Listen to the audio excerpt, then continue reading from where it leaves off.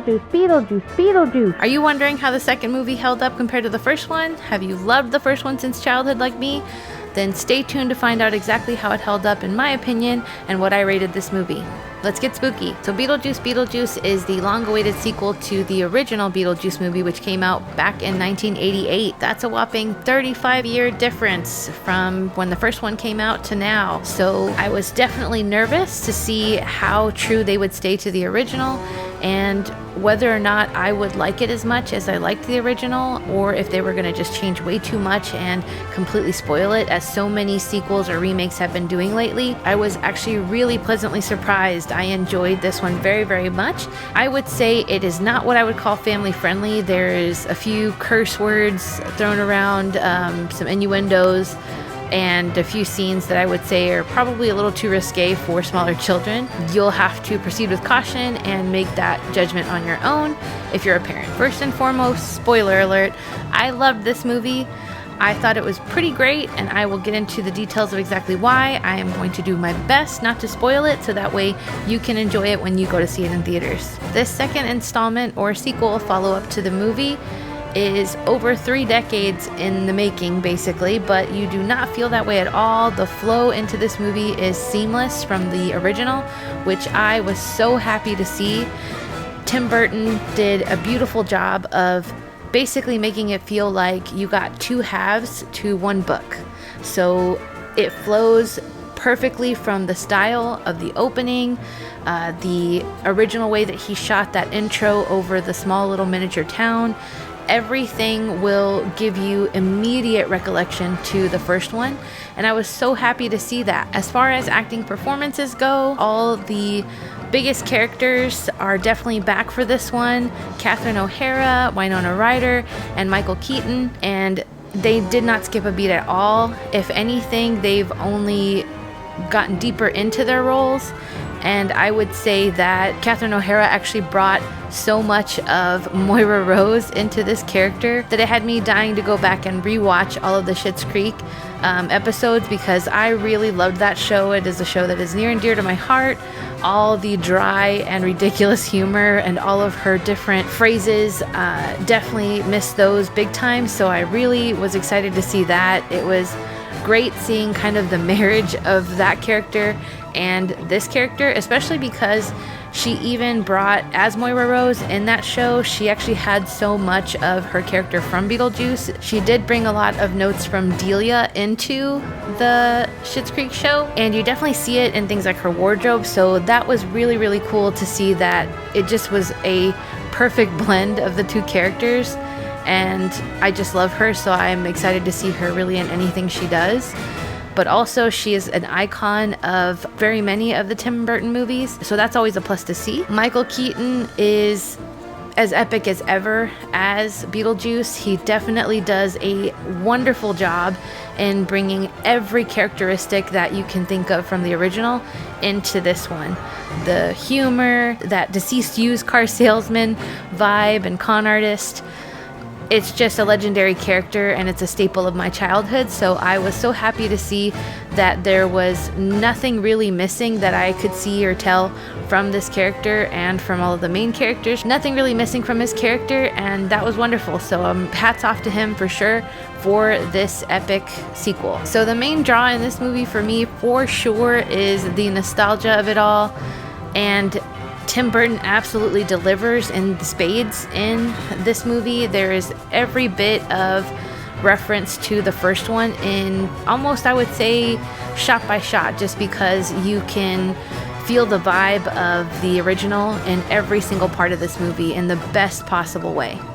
From the costume design to the makeup to the wardrobe, every bit of it just gives you the exact vibe that the first one does. Something I was really happy about too is that there is a new character that is now beloved in my household from this movie, and his name is Bob, and that sounds so random, but when you see this movie, remember Bob and know that Bob is awesome in this movie, and I loved him. He was a great addition, and I was really, really happy to see that they livened up a character that was already a great addition in the first one.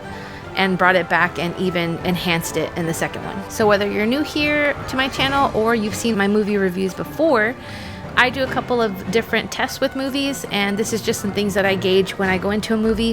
One of them is the trailer test.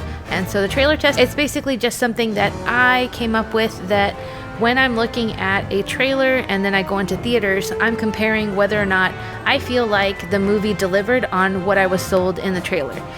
And this movie absolutely definitely delivered for me. I thought that it didn't give away too much of the good parts, and there was enough dark humor and funny parts and action in it to make me feel like the trailer definitely sold me what I got. Another test that I do is the husband sleep test, and for this one, pass. One of the other things that I look at when it comes to these movies are the balance, and so I want to basically gauge whether or not I feel the storyline versus everything else in the movie, whatever aspect it is, whether it be a thriller, scary, what have you, if there was a good balance of the pacing of it. And so in this particular movie, I do feel like the pacing was a little slow at the beginning, and once it got into the action, it definitely was nonstop from there. But it was a little bit slow in the start, and so for that reason, I would say it was slightly skewed more toward the story than it was to the action or the thrill of it all. That's just kind of how I felt about it. Once you see it, I definitely want to know what you feel in the comments. Without giving too much away, I do want to discuss some of the things I didn't necessarily care for in it. So they didn't really take too much away from overall the experience of the movie, so I want you to know that in advance. The things that I didn't care for were kind of minutia in the grand scheme of things, but I do want to voice that just because if you notice this too, then I definitely want to hear from you in the comments, so that way you can tell me how you felt about it. So they did introduce a new character played by Monica Bellucci, and the character's name is Dolores. She has a very Frankenstein meets Morticia vibe. Absolutely iconic look that they gave her for sure, and I can see people definitely doing her entire look for Halloween or for makeup tutorials or things like that. Absolutely see that happening, because the look and vibe of her character is really, really cool. But it felt like this character plotline was just kind of plugged in out of nowhere, and I don't feel like it added enough to justify why it's there. I kind of more so wish that the storyline when it comes to her tied more into Beetlejuice's origin story. It kind of does, but without going into detail, I just don't feel like it did enough to really validate why this character's come into this world or this universe. Otherwise, I greatly appreciate all of the different depths that we got to see in this movie. You get to see a whole lot more of the underworld, which to me was always the most exciting part of watching the original Beetlejuice. Getting to see all of the gnarly, dead, ghostly characters and all the colors and the entire blacklit vibe of the underworld was always something that I found so fascinating as a kid and even as an adult. As you can tell from my channel and from most of the things that I discuss that I buy that are Halloween related, I'm a big fan of neon colors, and so that aspect of this movie has always been near and dear to my heart. So I was really happy to see that they went a lot more deep dive into that part of it. Not to mention, you get to see even beyond that. So I don't want to give too far into it because, again, I don't want to spoil anything before you see it, but just know that there's a lot more of that aspect to it, and if you were like me and really enjoyed that part of it, then it's going to be an exciting watch for you. Speaking of new characters, Justin Theroux is a new addition to the Beetlejuice universe, as well as Jenna Ortega, and I definitely enjoyed the Magoo and kind of villainous vibe of Justin Theroux's character. It was a beautiful mirroring of the Ortho character from the original one, the way that it kind of gave you someone to hate a little bit, and that was really cool. I enjoyed that mirroring of it.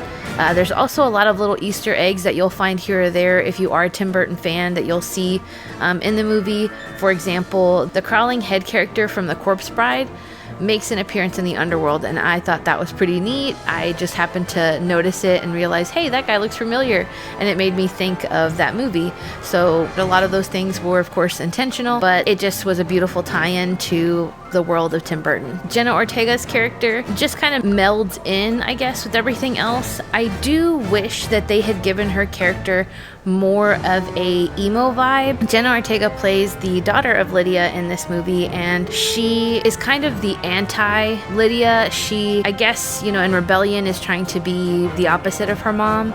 And so in a way that was, makes perfect sense for rebellious teenager vibes. However, I guess it just kind of feels a little sad that there wasn't more of a spooky vibe to her character. She basically has taken on that more normal character role, which actually kind of makes sense because Charles's character played that role and was kind of that normal of the bunch.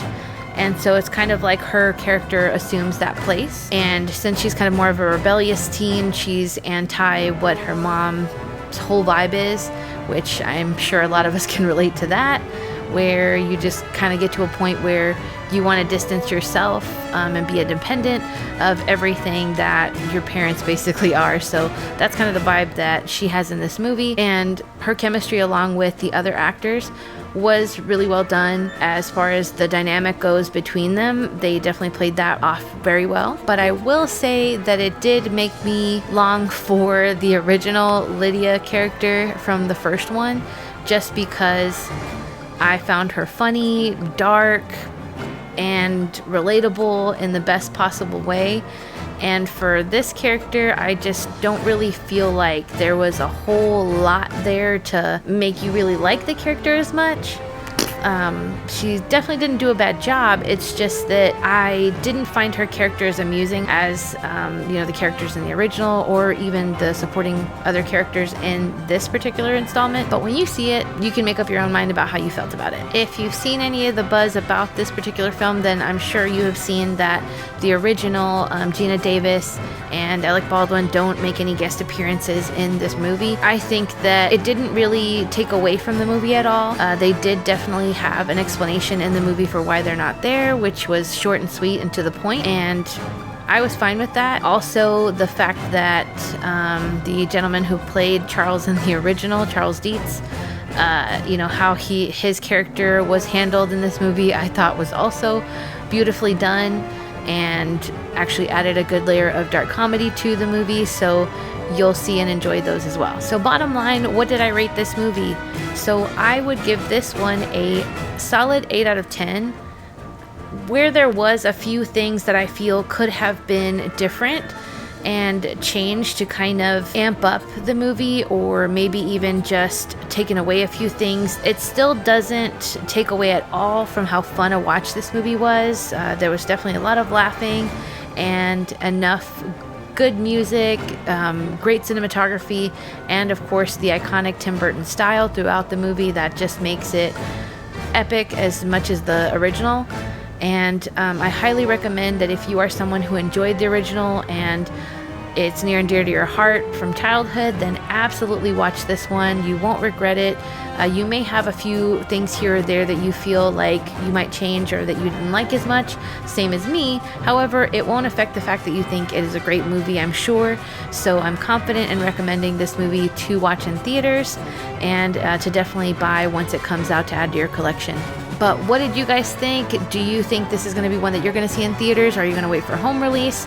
Let me know in the comments below. How do you feel about remakes in general? I kind of go back and forth on that. When I think that they do something epic or good or add to the storyline like this one did, I think that it can be a beautiful thing. But they go so wrong so often that it is a very, very delicate thing to accomplish.